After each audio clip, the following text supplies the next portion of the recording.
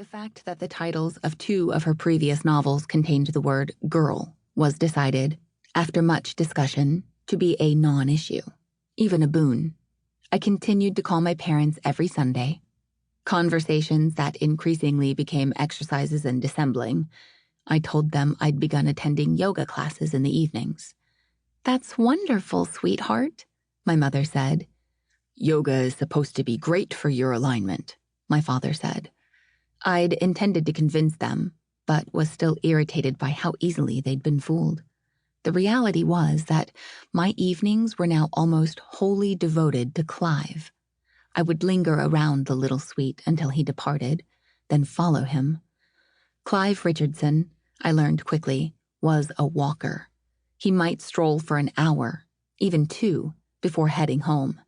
When he reached his brick apartment building, I waited until a light on the 4th floor turned on, and then, some 20 or 30 minutes later, turned off again. Only then did I make my own way home. On my walk back, I would realize that I was soaked in sweat. I was terrified as I followed Clive, of being seen, of what I might see. But it was a terror that held itself at bay until I was away from him, when it came over me all at once. On these walks, I experienced what might be described as a state of hypervigilance. I attended to every detail, every movement, searching for any scrap that might provide insight into the man Clive Richardson was and the secrets he was guarding. What ought I to make of the routes he chose, or of the way he scuffed his black loafers against the pavement? Back at my apartment, late at night, I would try to get myself to read through the mounting backlog of manuscripts in my work inbox, but I quickly found myself lost in imaginative labor. What did he think about before he fell asleep? What was in his refrigerator? What did his bedroom look like?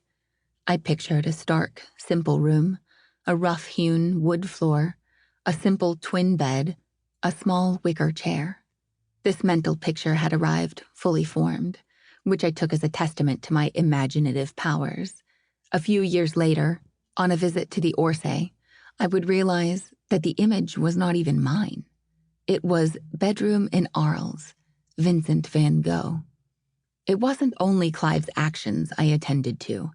Everything I passed seemed anointed by his presence. Graffiti on a brick wall. "Rochelle, marry me." A man in a Dastar selling incense on a street corner. A fruit stand with a handwritten cardboard sign. Bananas, 4 for $1. The sweet and sour rivulets of liquid eroding the sidewalk in front of a halal butcher. Did he notice these things? If he did, what did they make him think, want, remember? Clive's world became my evidence. A rush of details, almost unbearably vivid. The landscape infused by a sense of the significance of all things. From Secrets on Faraway K, Dateline, July 12, 1996. Jane Pauley. You worked in security at Indigo Bay.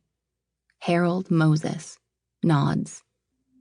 For 7 years, during which time I was Employee of the Month on 4 occasions. Jane Pauley. You saw Allison Thomas on the night of her death?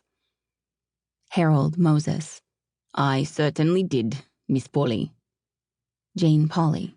Tell me about that. Harold Moses. Sips coffee. It was 8 p.m. I know so because I just returned from my toilet break, which I take nightly at 7:40 p.m. precisely. It does take me longer now. Grins. I was doing my rounds. By the swimming pool, I see the girl dipping she toe in the water. Jane Pauley. Did you say anything to her? Harold Moses. Shakes head. I didn't want to disturb she. She appeared quite peaceful. Like she was having some special time to herself. I saw clearly she had a sweet soul. Jane Pauley. What happened next? Harold Moses. Shakes head sadly. She walked away, over to the bar. This is the last time I see she, but everybody...